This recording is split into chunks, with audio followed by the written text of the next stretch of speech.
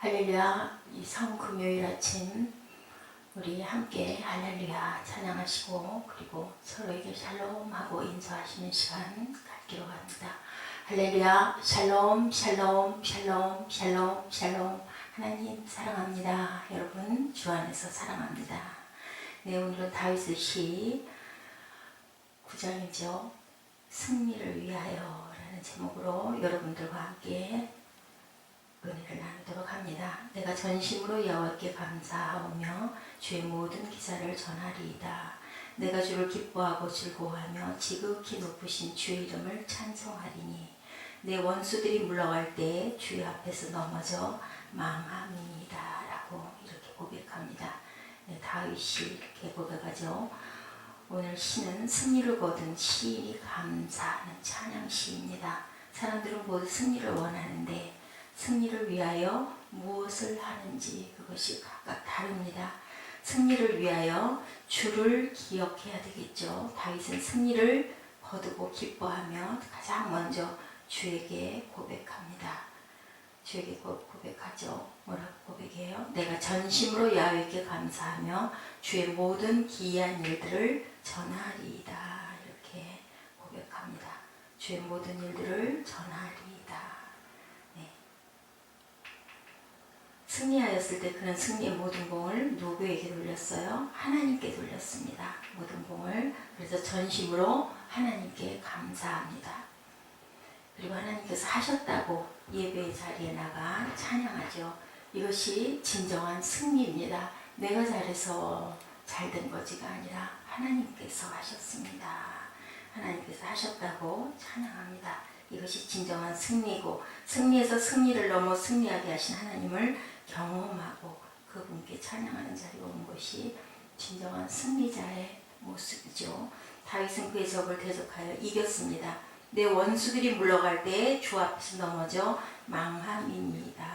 네, 주 앞에서 넘어져 망합니다. 누가? 원수들이 주님 앞에서 넘어져서 망합니다.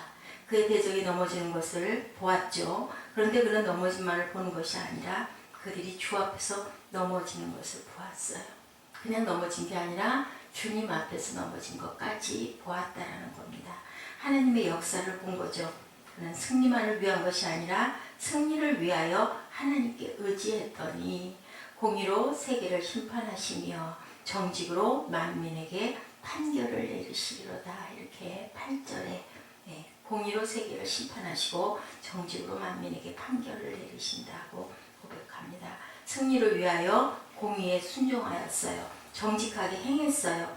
곧 하나님의 법을 따랐더니 때로는 실패를 가져오기도 하고 고통에 처해지기도 하지만 결국 하나님께서 승리하게 하시는 것을 경험합니다. 그는 승리를 통해서 하나님을 경험하죠. 승리를 보고 있으니까 승리를 넘어 하나님까지 여러분 보고 계십니까? 우리는 승리가 목적이 아니라 항상 하나님이 목적이 되어야 되죠. 하나님께서 우리를 지으시고 너희가 땅에서 이러한 일을 하고 이렇게 영향을 끼치고 열심히 살아라 했기 때문에 우리는 있습니다. 주를 의지하지 않고 주를 기억하지 않고 승리한다면 그것은 승리가 아니라 실패이고 패망입니다. 일시적인 승리자를 승리자로 생각할 수가 없는 거죠. 또 그것을 바라보지도 마십시오. 오직 주를 위하여 승리하고자 할 때 그 사람은 항상 승리자가 됩니다. 그리고 영원한 승리자가 됩니다. 승리하였을 때 내가 전심으로 야훼께 감사하며 주의 모든 기이한 일들을 전하리이다 라고 고백하시는 저와 여러분 되시기를 주님의 이름으로 축복합니다. 승리를 잊어버리고 승리를 위해서 교회는 조금 쉬었다 나가지 고3 학생들에게 부모님들이 그렇게 얘기하신다고 그러죠. 그것은 큰 실수입니다. 우리는 무엇이 목적인지를 깊이 생각하는 저와 여러분 되시할 줄로 믿습니다. 주님의 말씀에 따라 살고 있습니까? 주를 의지하는 사람이죠. 그리고 말씀이 아니라 그냥 세상에서 살고 있습니까? 세상을 의지하는 사람입니다. 정신을 차리고 뭐 해야 될까요? 말씀을 따라 살아야 되겠죠. 의지한다는 것은 곧 지탱한다라는 거예요. 우리가 무엇을 의지하느냐에 따라서 우리가 넘어지기도 하고 바로 서 있을 수도 있어요. 우리가 두 다리를 굳건하게 딛고 중심을 잘 잡고 딱 서 있으면 넘어지지 않는데 우리 버스를 탔을 때, 차를 탔을 때 어때요? 그 손잡이를 의지하고 있다 보면 차가 벌컹하면 왼쪽으로 오른쪽으로 막 쏟아지죠. 넘어졌다 일어났다. 그 손잡이가 아니면 쓰러져 버릴 수가 없습니다. 그런데 내가 딱 버티고 쓰면 차가 좀 움직여도 내 중심이 정확하게 잘 붙들고 서 있을 수가 있습니다. 우리가 세상을 의지한 사람은 세상을 의지할 때 무너진다라는 것. 인생이라는 것은 죽음이라는 종착역으로 가고 있는 기차라는 것을 우리가 기억해야 됩니다. 하나님을 잊어버린 사람들, 악인이 음부로 돌아가며 하나님을 잊어버린 모든 열방이 그리하리로다. 16절입니다. 이 말씀은 악인과 하나님을 잊어버린 사람이 동일시되고 있죠. 네, 음부로 돌아가는 것은 하나님을 잊어버린 모든 열방이라. 사람은 하나님이 없이는 악인으로 살 수밖에 없는 존재입니다. 오늘날 사람들을 보십시오. 그들 안에 하나님을 생각함이 없습니다. 그래서 수없이 많은 악을 행하고도 그냥 아무렇지도 않게, 글쎄요, 처음에 한두 번은 조금 겁도 나고 두렵기도 한데 다음부터는 뭐가 됐다 그래요? 네, 가슴에 그냥 털이 났다. 악이 쌓여버리면, 때가 끼어버리면 그런 감각도 일단 없어져 버립니다. 우리가 창조된 인간으로 아름다움을 잊어버리고 무익한 일에 정신을 쏟고 살고 있어요. 오직 나 자신만을 위해서 사는 이기주의로 가득한 삶을 살고 있습니다. 하나님을 예배하기는커녕 하나님을 무시하면서 살고 있습니다. 오늘날의 사람들 하나님을 잊어버린 사람들이죠. 그것이 죄인지도 모르고 하나님을 잊어버린 채 그렇게 삽니다. 하나님 없는 인생을 생각하게 보십시오. 어떨까요? 인생에 하나님이 없음으로 인해 우리는 어떻게 될까요? 20절을 봤더니 멸망으로 자기는 인생뿐인 줄 알게 하소서. 여기에서 인생이라는 단어로 쓰인 원어는 죽을 수밖에 없는 존재라는 어근에서 나온 단어입니다. 사람은 자기가 인생뿐인 줄 알아야 한다는 거죠. 하나님을 떠나 하나님을 잊어버린 채 사는 사람은 죽음이라는 종착역밖에 이제는 없다. 그것을 알게 하라. 지금은 정말 아무렇지도 않은 것 같지만 마지막으로 조용히 형장의 이슬로 사라져버리고 나면 그뿐이죠. 그렇게 모인 사람이, 모든 사람들이 죽음이라는 죄값으로 떨어진다는 것. 사람들이 하나님을 잊어버리고도 잊어버린 것을 모르는 것. 하나님의 백성이 그 속에서 믿음을 전하지 못하고 불신앙의 영향을 받는다는 것입니다.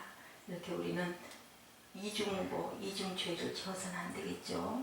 주를 의지하는 사람들, 하나님을 잊어버린 사람들 속에서 살다 보면 믿음의 사람들도 때로는 갈등해요.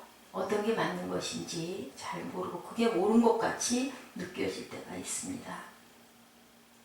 그리고 또한 어떤 일을 겪었을 때 분명히 하나님이 계심을 믿고 하신 일이라고 믿는데 세상 사람들이 하나님이 계시지 않는다라고 얘기를 하다 보면 내가 당한 일도 우연히 일어난 일 같이 그렇게 느낄 때가 있습니다. 그렇게 모호해집니다. 그러다 보면 어떻게 되나요? 그냥 그걸 따라가게 되죠. 군중심리라는 게 있습니다. 그러다 보면 나 혼자만 아니다. 이상해. 왠지 좀 쑥스러워. 남들도 다 그렇게 하는데. 그러다 보면 그걸 휩쓸려 버리게 되죠. 그 물결에 수많은 시간들 속에서 분명한 만남과 눈물, 기쁨은 과연 여러분들에게 무엇이었습니까? 세상에 일어났던 우연한 일인가요? 아니면 내가 만난 하나님입니까? 확신이 있으십니까? 정신을 차려야 되겠죠. 1절 고백처럼 내가 전심으로 야훼께 감사하며 주의 모든 기사를 전하리이다. 정신을 차리고 하나님께서 우리 안에 행하시는 역사를 깨달아야 합니다. 하나님께서 우리를 어떻게 사랑하고 인도하고 계신지를 주변에 무엇으로 증인된 삶을 살아야 된다. 그러기 위해서 우리를 낳아주셨고 우리를 땅에 두셨습니다. 여호와의 주 이름을 아는 자는 주를 의지하리오니 이는 주를 찾는 자들을 버리지 아니하십니다. 하나님께서는 주를 찾는 자들은 절대로 버리지 않습니다. 그것을 알고 의지하고 살아가야 된다. 우리가 가고 있는 믿음의 길을 열심히 달려가야 된다. 전심으로 달려가야 된다. 마지막 날처럼 달려가야 된다. 주를 의지하는 복된 길을 열심히 가는 우리 모두가 되기를 주님의 이름으로 축복합니다. 믿음의 조상이라고 일컬어지는 아브라함도 독자 아들을 하나님께 바쳐야 하는 시험이 있었고, 출애굽을 하는 광야길을 걸어가는 이스라엘 백성들에게도 온갖 시험이 산적해 있었습니다. 하나님을 섬기고 순수하고 정직했던 욥에게도 하루아침에 모든 재산을 잃어버리고 10명의 자녀를 한꺼번에 죽게 만들고, 우리 예수님께서도 40일을 금식하신 후에 광야에서 사단에게 시험을 받으셨습니다. 누구라도 시험과 역경을 피해서 살 수가 없죠. 그것이 크든 적든 차이가 조금씩 있을 뿐이지 인생은 누구나 시험이 있습니다. 시험과 템테이션은 또 다르죠. 사탄의 미혹과 시험이 있고 하나님의 테스트가 있습니다. 분별을 잘해야 되겠죠. 멸망으로 빠지게 하는 것은 템테이션이고, 우리가 잘하게 하는 것은 테스트고, 감당할 만한 시험을 주시는 것은 하나님께서 우리가 더욱더 정금같이 나오라고, 더 단단해지라고, 하나님의 뜻을 이루기 위해서 우리에게 시험을 주시죠. 고린도전서 10장 13절에 사람이 감당할 시험 밖에는 너희에게 당한 것이 없나니 하나님은 미쁘시다. 너희가 감당치 못할 시험은 허락하지 아니하시고 시험 당할 점에 피할 길을 내사 너희가 능히 감당하게 하신다라고 이렇게 말씀합니다. 우리가 당하는 시험은 감당할 수 있는 시험이라는 거죠. 그 당시에는 그 시험이 너무 힘들고 아팠지만 지나놓고 보니 그 시험이 내게는 유익이다. 그리고 그 시험을 통해서 내가 연단을 받고 그 시험을 통해서 소망을 품게 된다라고 우리는 고백하게 됩니다. 그리고 또한 피할 길도 반드시 주신다. 요나에게 머리 위에서 박농풀이 그늘을 만들어 주었는데 나중에 그 박농풀이 다 타버리니까 내가 죽겠나이다. 나를 차라리 죽여주시옵소서라고 얘기합니다. 하나님의 은혜가 없으면, 하나님께서 우리를 도와주시지 않으면, 하나님께서 우리에게 피할 그늘을 주시지 않으면 우리는 이렇게 요나처럼 울부짖을 수밖에 없죠. 살 수가 없죠. 옛말에 뭐라 그래요? 하늘이 무너져도 솟아날 구멍이 있다라는 말이 있습니다. 깊은 절망 속에서 하나님은 우리에게 절망을 극복할 수 있는 또 다른 희망의 길을 항상 주신다는 것 잊지 마십시다.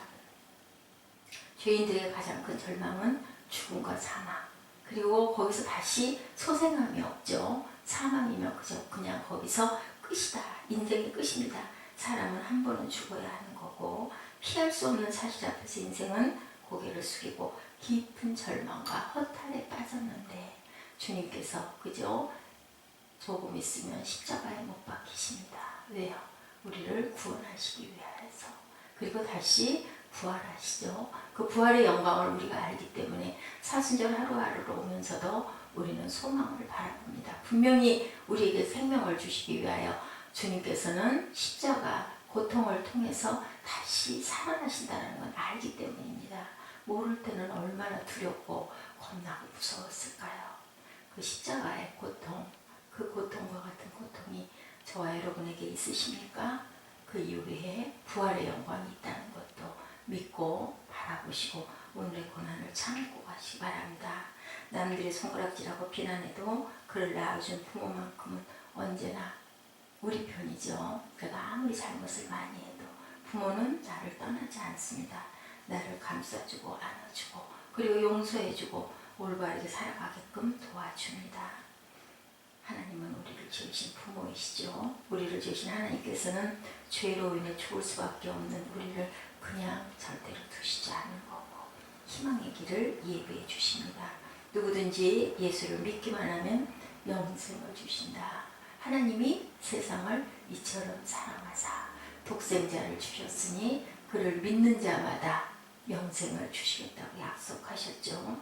누구든지 예수를 믿기만 하면 이 길이 바로 무슨 길? 생명의 길, 축복의 길이다. 시험을 통해 우리를 연단시키시고 보다 더 큰 축복을 주신다는 사실을 깨달아서 오히려 기뻐하라. 야고보 기자가 야고보 1장 2절에 시험을 만나거든 기쁘게 여기라. 믿음의 시련이 인내를 만들어내고 그것이 또한 우리에게 온전하게 구비하여 조금도 부족함이 없게 하려 합니다. 하나님께서는 우리로 조금도 부족함이 없게 하려고 우리에게 시험과 고난을 주시는데 시험을 참는 자는 복이 있도다. 절망을 털어버리고 예수님을 믿기 때문에 어떤 시험도 우리가 능히 감당하고 기뻐하고 감사할 때 하나님께서는 우리에게 기쁨을 주시고 생명을 주신다. 그러기 위해서 우리는 하나님을 믿고 신뢰하고 의지하고 나가라.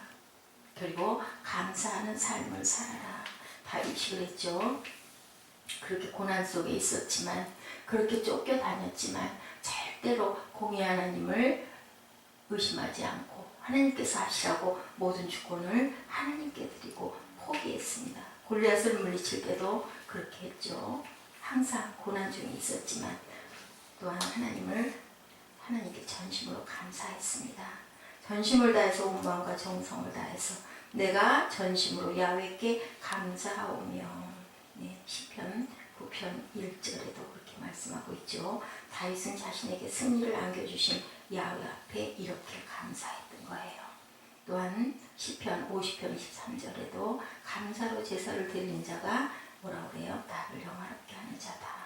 우리가 살아가는 모든 삶은 하나님께 감사드려지는 감사가 예배가 되어야 되죠. 로마서 12장 1절입니다. 너희 몸을 하나님의 기뻐하시는 거룩한 산제사로 드리라. 이는 너희의 드릴 영적 예배이니라. 하나님을 기쁘시하는 것이 인생의 최대의 목적이라면 이를 위하여 우리는 언제나 감사하는 삶을 살고, 그랬을 때 최후의 승리자는 어떻게 해요? 감사하는 자라는 것. 다윗의 삶이 늘 그랬습니다. 많은 고난과 시험을 겪었지만 언제나 감사하고 언제나 찬양하고 그리함으로 이렇게 오늘 본문처럼 승리하는 승리자가 됩니다. 하나님의 이름만 높였죠. 하나님의 전능하심을 다윗은 믿었습니다. 전쟁은 야훼께 속한 것인즉 그가 너희를 우리 손에 붙이시리라.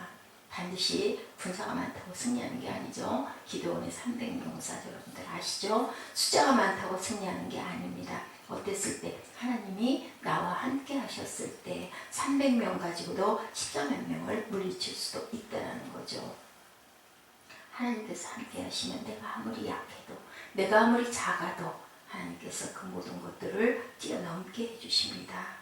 여기 다윗은 모든 것을 하나님의 주권을 믿었기 때문에 승리자의 길을 걸어갈 때마다 모든 승리를 어디에게? 하나님께 영광을 돌리고, 그리고 또는 하나님 앞에 기뻐하며 즐겁게 살았다라는 것. 하박국 선지자가 말합니다. 비록 무화과 나무가 무성치 못하고 포도나무가 열매가 없고 감람나무에 소출이 없으며 밭에 식물이 없고 우리의 양이 없으며 외양간에 소가 없을지라도 나는 야훼를 인하여 즐거워하며 나의 구원의 하나님을 인하여 기뻐하리로다. 아멘. 이것이 바로 승리자의 길입니다. 지금 오늘 현실이 암담하고 깜깜하다 할지라도, 어두운 그늘이 자욱해도 낙심하지 마시는 저와 여러분 되시기 바랍니다. 주님이 말씀하신 것처럼 환난과 핍박을 받으면 복이 있나니 기뻐하고 즐거워하십시오. 성도에게는 최후 승리가 약속되어 있죠. 최후 승리를 받기까지 험한 십자가 지고 가겠다라는 고백. 네, no cross, no crown이죠. 십자가가 없이는 면류관이 없다라는 것 잊지 마시기 바랍니다. 다윗은 위대한 승리자로 한 시대를 살았는데 왜 살았어요? 하나님만 의지하고 믿음의 삶을 살고 감사의 삶을 살고 하나님 이름만 높이고 기쁨의 삶을 살고 승리를 바라봤기 때문에 승리자가 됐습니다. 하나님만을 의지하는 믿음으로 승리하고 하나님께만 감사드리고 하나님의 이름만을 높이는 승리자가 되시기를, 언제나 기뻐하며 즐거워하며 사시는 저와 여러분 되시기를 주님의 이름으로 축복합니다. 기도하시겠습니다. 하나님 감사합니다. 감당할 만한 시험만 주시고 또한 피할 길을 주시는 하나님, 감사로 제사를 드리는 자가 나를 영화롭게 하는 자라고 하나님께서 말씀하십니다. 항상 감사하는 삶, 기뻐하는 삶, 그리고 하나님만 의지하는 삶, 하나님의 이름만 높이는 삶을 살아내는 저희들 되게 하여 주옵시고, 믿음이 없이는 하나님을 기쁘시게 할 수 없나니 그를 찾는 자에게 반드시 상 주시는 자이심을 믿는 우리 모두가 되게 하여 주옵소서. 이 사순절 그리고 또한 축복의 부활절을 기쁨과 충만한 축복으로 저희들 기뻐하고 감사할 수 있도록 주께서 저희들과 동행하여 주시옵소서. 감사드리옵고 예수 그리스도 이름으로 감사하며 기도드렸습니다.